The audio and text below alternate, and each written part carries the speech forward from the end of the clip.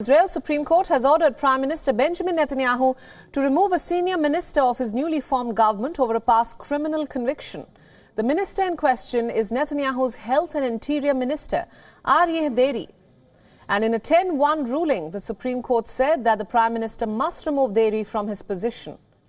This comes after Deri, who is the head of the ultra-Orthodox Jewish party, Shas, admitted last year to tax evasion, where he was fined some $50,000 and was relinquished from his parliamentary seat. In a plea deal that spared him jail time, the judges said that he has created the appearance of intending to resign from politics to get a lighter sentence. But in Israel's November 1st election, he ran for office again. There was no immediate response from Netanyahu, who returned to office in December as the head of the hard-right government. But Deri's Shas party has condemned the ruling. And the much-anticipated ruling comes as Israel is now facing a dispute over sweeping changes to the country's legal system, wherein the government's reform plans would increase government control over judicial appointments, while the goal will be to limit the Supreme Court's power to strike down legislation or rule against government action.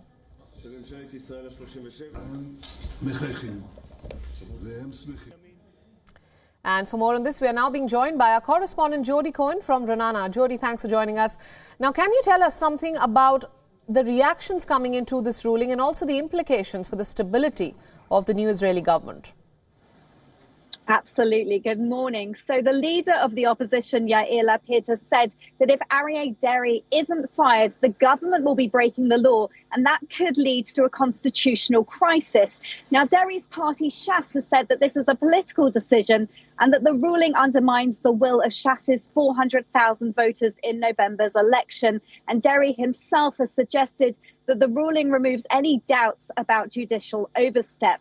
But one Israeli media reporter suggested that Netanyahu and Deri both believe the ruling should be honoured, and Deri could leave the position in the coming days. Whether or not that happens, whether or not it's through a resignation or a firing or through further petitions to the court, obviously remains to be seen. But it is expected in any scenario that Deri will look for a way to return to office. And Netanyahu has, in fact, pledged to return Deri to office, with a senior Shas member saying that before the ruling, he said that Netanyahu understands the existence of the government is in jeopardy if Deri can't be a minister.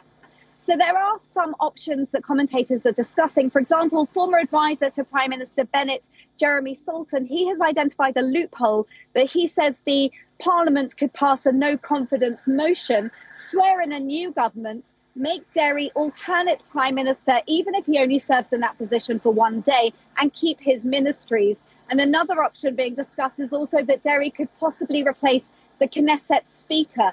So the ruling isn't likely to be the end of Deri in political life or the ending of this government, but obviously it's too early to say how this all will play out.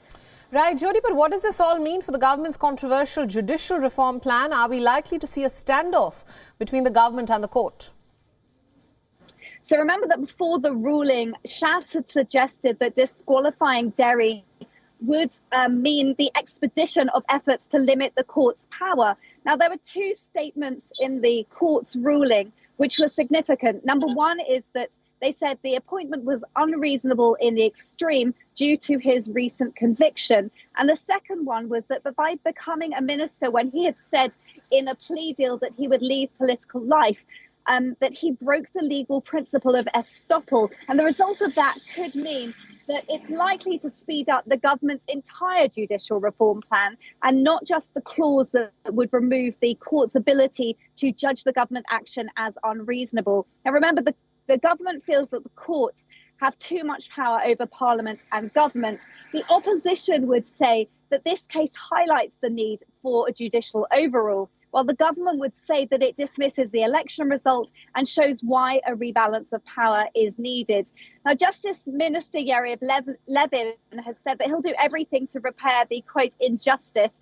And the response also of the coalition party heads suggests that they'll support any legislative procedures needed to return Deri to power. So this could speed up the judicial reform plans.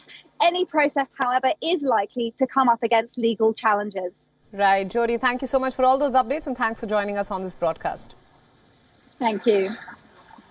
WION World is now available in your country. Download the app now and get all the news updates on the move.